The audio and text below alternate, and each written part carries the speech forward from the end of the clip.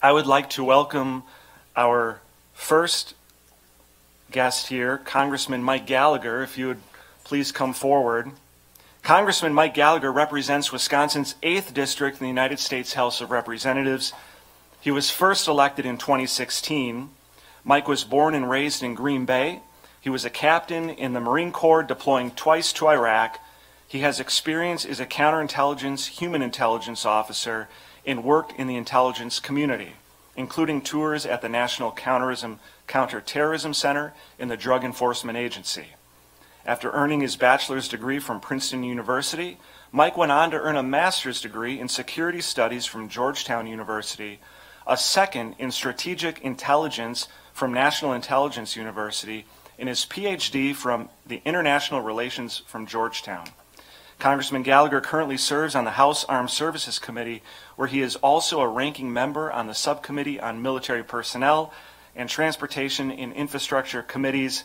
And I would just further note that when I talked with our own Legislative Reference Bureau, they informed me that he is the first sitting congressman in a generation to come and testify before a legislative committee. So we welcome our federal representative here from Wisconsin, Congressman Mike Gallagher. Thank you for being with us today.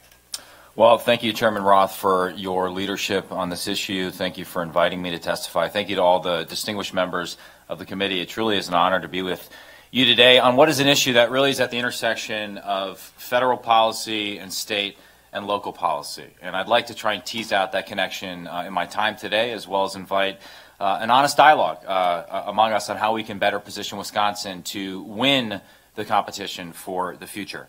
I'd like to start with a bit of history, though, if it's all right.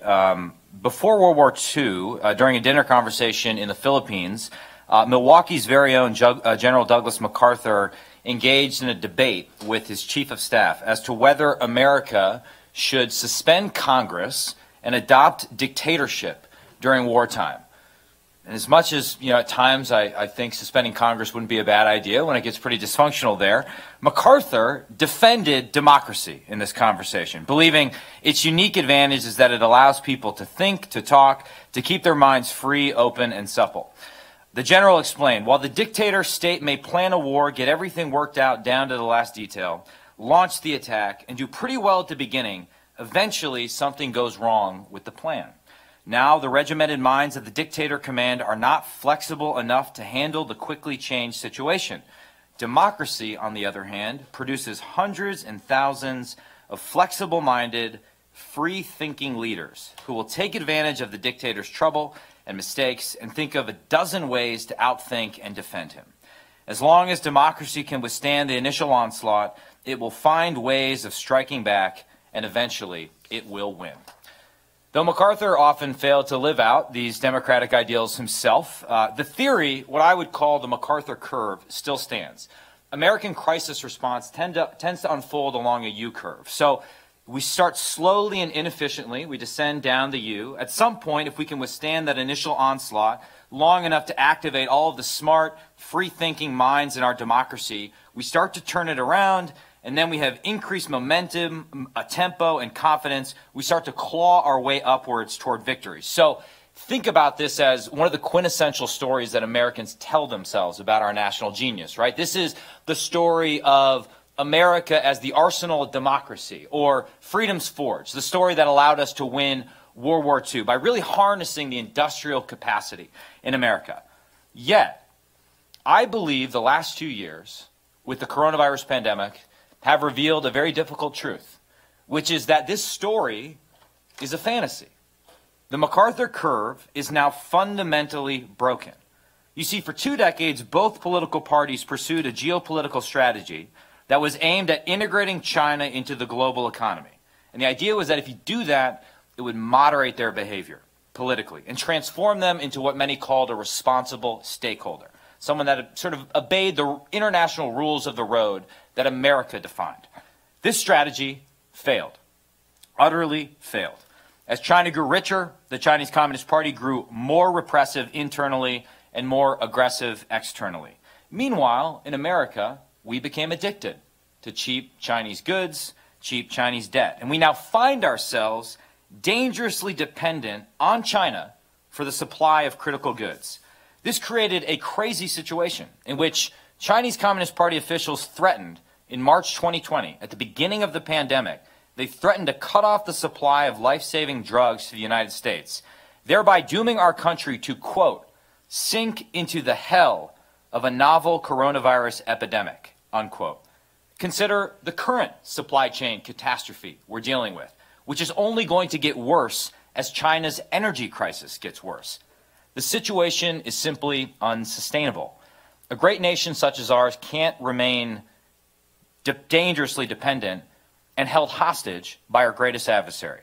In order to restore our industrial capacity, in order to restore our sovereignty, in order to repair the MacArthur curve, we need to selectively decouple key parts of our economy from China's. To do so, we need the help of Wisconsin's higher education system. Here are 5 steps that I believe Wisconsin can take today in order to defend our country and restore our sovereignty. Step 1, end university dependence on China as a source of revenue.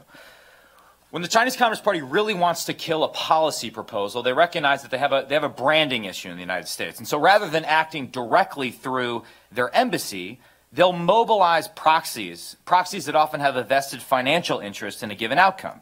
Sometimes they know they're working on behalf of the Chinese Communist Party. Sometimes they're just pursuing their own financial interest. But regardless, the financial dependency gives the CCP leverage over American entities and inevitably leads those entities to lobby against tough on China policies. A good example of this is the Confucius Institute network, which has rightly come under scrutiny for their lack of transparency and censorship. As one Senate report found, as of 2019, there were Confucius Institutes at more than 100 American colleges, receiving more than $150 million from the Chinese government. At the federal level, we've taken bipartisan steps to ban Confucius Institutes. And I applaud UW-Platteville for closing its Confucius Institute earlier this spring.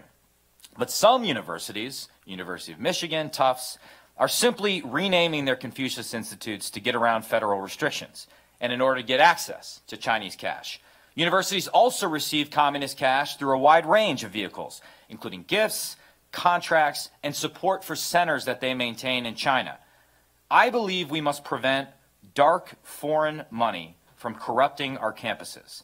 At a minimum, the entire University of Wisconsin system should commit to full transparency when it comes to foreign sources of funding. Some recent Department of Education investigations have the total amount of undisclosed foreign donations upwards of $5 billion in the United States. Until American universities come clean and end these dependencies, they will feel compelled to stay within the CCP's good graces, censoring speech, and allowing their students to become targets for United Front work, a concept I will return to in a bit. Step 2, block technology transfer on college campuses.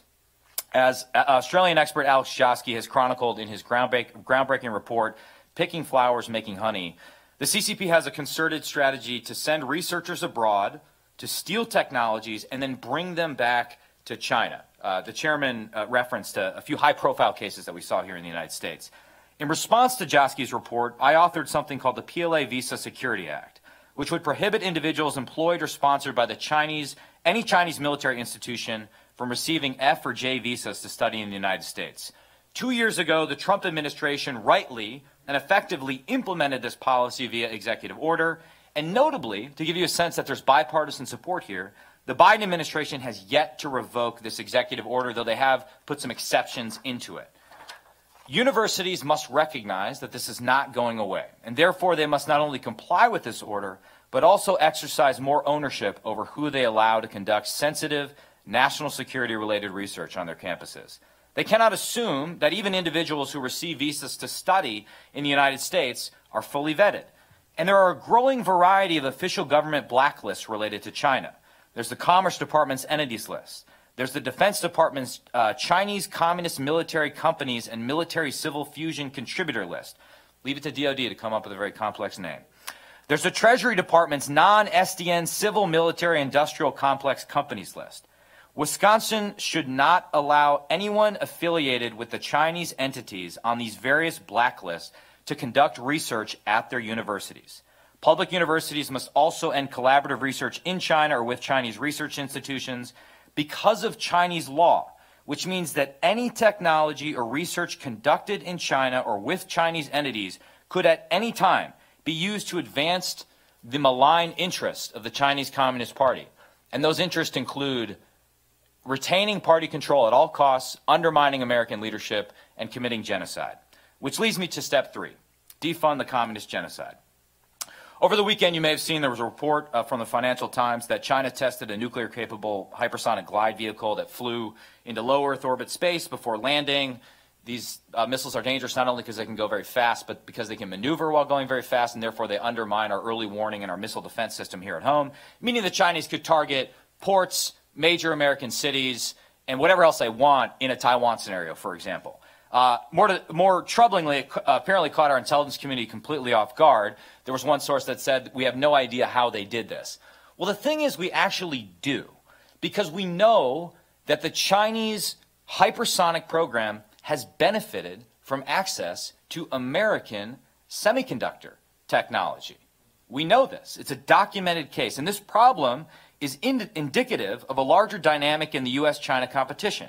You see, China has a holistic vision of national power that combines military and commercial technology. This is known as military-civil fusion. Under military-civil fusion, there is no purely civilian tech industry in China. Any firm, any innovation can be co-opted at any point by the CCP. Despite this, many American technology companies, many universities, and many investors continue to partner with Chinese researchers and technology companies under the auspices that they're working on civilian, non-threatening technologies. But as we saw with the hypersonic test, as we saw with scientific collaboration at the Wuhan Institute of Virology, as we see every single day in Xinjiang, all we are doing is handing the CCP the tools they need to kill Americans or to commit genocide. And it's not just me that said that. We now have 2 administrations, the Trump administration, the Biden administration. Most Western European parliaments have gone on record and called what China is doing in Xinjiang officially a genocide against Uyghur Muslims. Over 1 million Uyghur Muslims enslaved in a concentration camp in 2021. Yet, American capital, American money, American retiree money continues to flow into China as asset managers on Wall Street chase double-digit returns.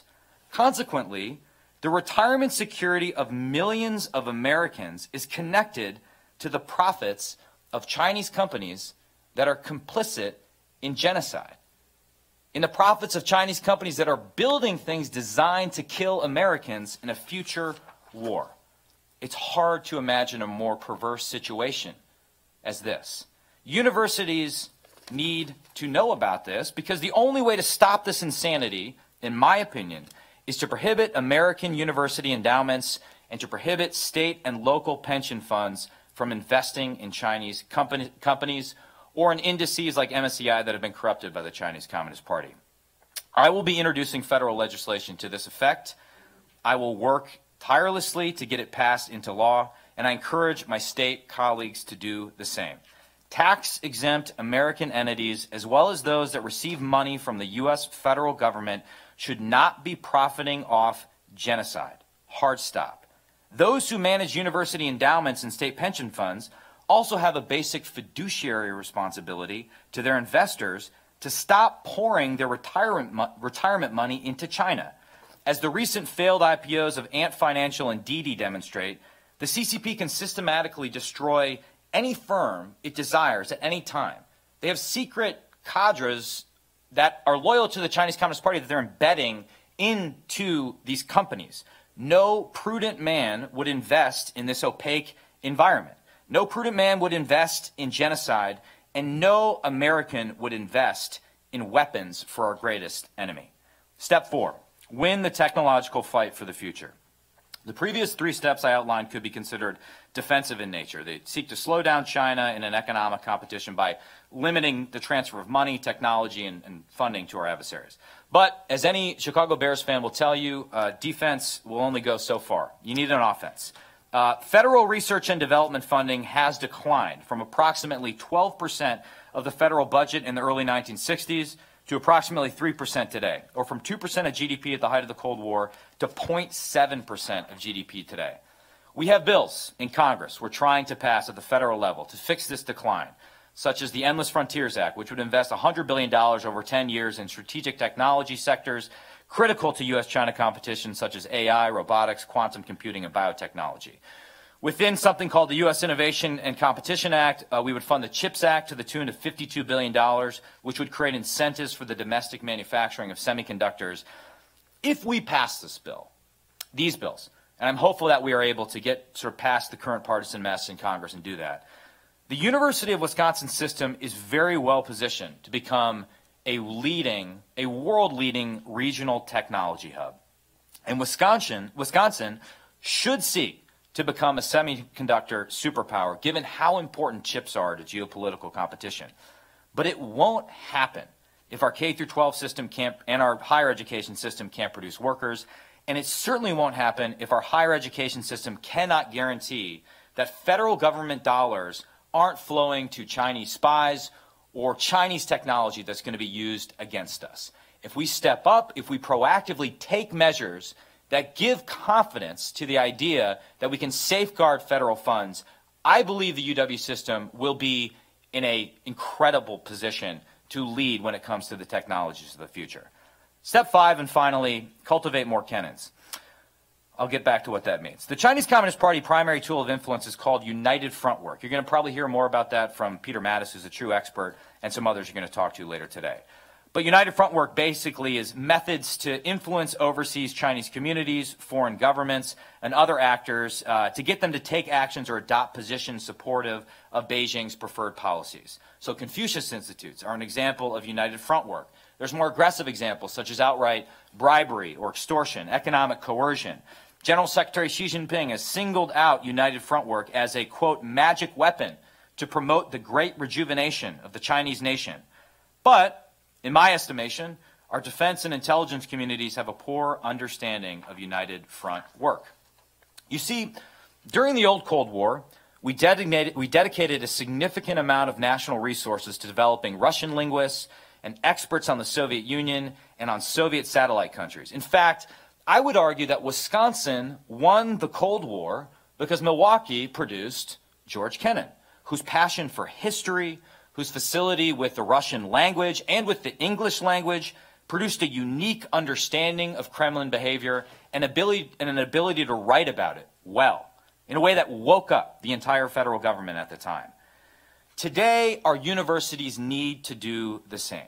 Rather than proliferating majors that may not allow kids to get jobs or serve their country, we need to cultivate the next generation of experts, those with a deep understanding of Chinese history and language, who are committed to serving their country, who can also write well and quickly.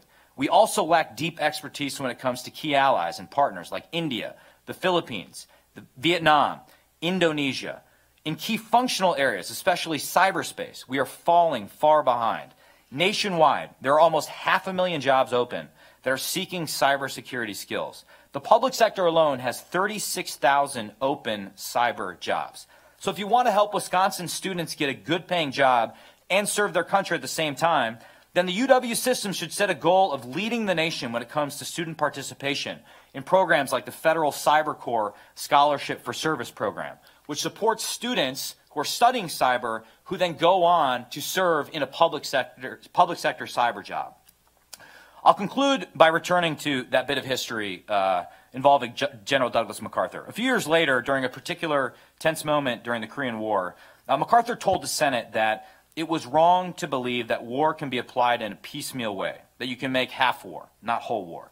As we work to deter a future war with China, and that should be our goal, we should expect that if deterrence fails, China will wage whole war, not half war. This will include China shutting down exports of critical goods, attacking our critical infrastructure with cyber weapons and perhaps actual weapons, and spreading disinformation on American social media to destroy our will to fight. We would be crippled in that scenario. We would not be able to climb up the MacArthur curve to activate Freedom's Forge, activate the arsenal of democracy. Put bluntly, we will lose World War III if we maintain the current course, either through preemptive surrender or battlefield defeat. To avoid that outcome, we need to recognize that it's time to choose. American universities and businesses can choose to side with our country, or they can choose to side with a genocidal communist regime that wants to destroy our way of life. The 5 steps I've outlined are a start, but they all rest on the assumption that American universities are still committed to intellectual freedom. After all, our education system is responsible for producing those flexible-minded, free-thinking leaders that make the MacArthur curve work. In China, they don't have free thought. They have Xi Jinping thought. We cannot go down that path. We cannot go down their path of ideological homogeneity and tech-enabled censorship. Ours is an open society, one that encourages risks, tolerates diverse viewpoints, and therefore retains a capacity for self-correction.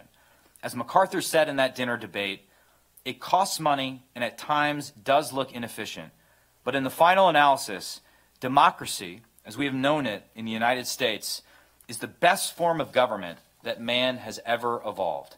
That is a beautiful legacy that we've inherited, that we should be proud of. American universities are just that, American, and they should be proud to call themselves American.